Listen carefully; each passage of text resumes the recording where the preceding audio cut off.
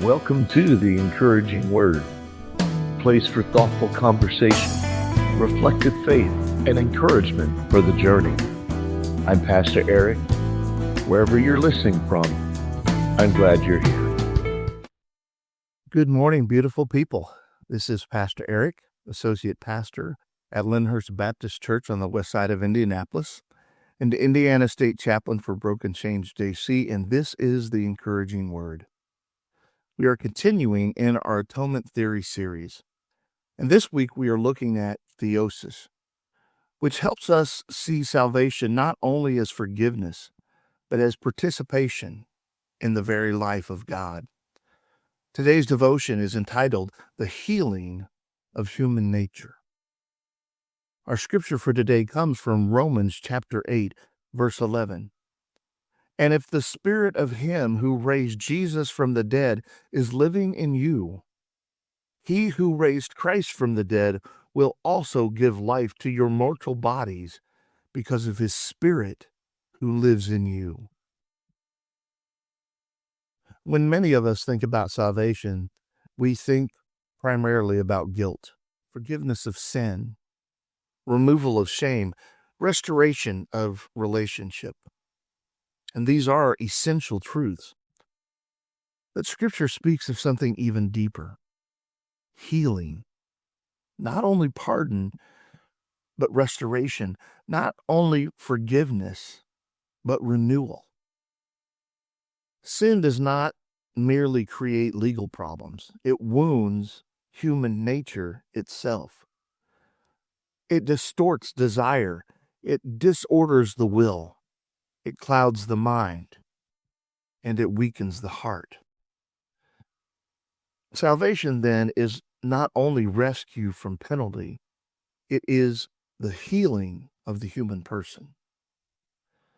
Paul tells us that the same Spirit who raised Jesus from the dead now gives life to us. Not only future life, but present life. Living power that restores what has been damaged. The early church often spoke of salvation as healing. Gregory of Nazianzus famously wrote, "For that which he has not assumed, he is not healed. But that which is united to his Godhead is also saved." That's from Epistle 101. Gregory is saying that Christ took on the fullness of human nature so that the fullness of human nature could be restored.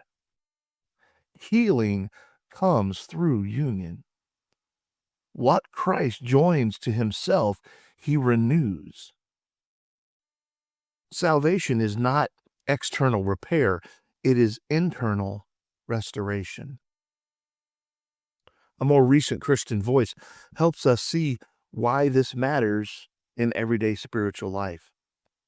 J.I. Packer wrote, "The gospel is not just the good news of forgiveness, but the good news of transformation."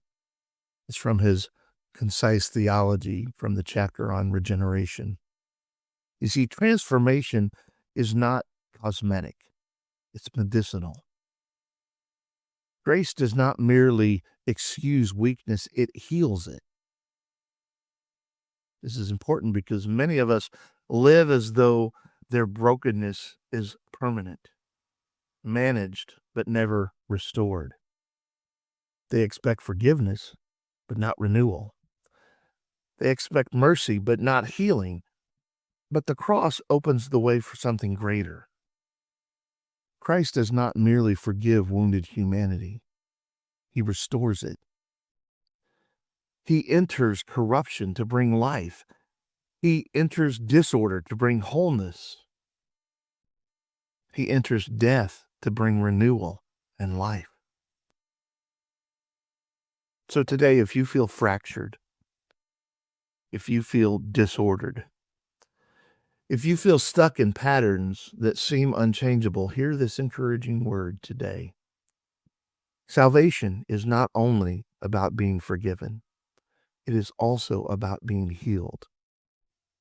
And the life of Christ is already at work within you, restoring what was broken. Receive this blessing. May the life of Christ bring healing to every wounded place within you. May grace restore what sin has distorted. May you grow daily into the wholeness of God that He intends for you. Grace and peace to you, beautiful people. Thanks for sharing this time with me. I hope these words have given you space to breathe and something steady to carry with you into the rest of your day. Until next time, grace and peace.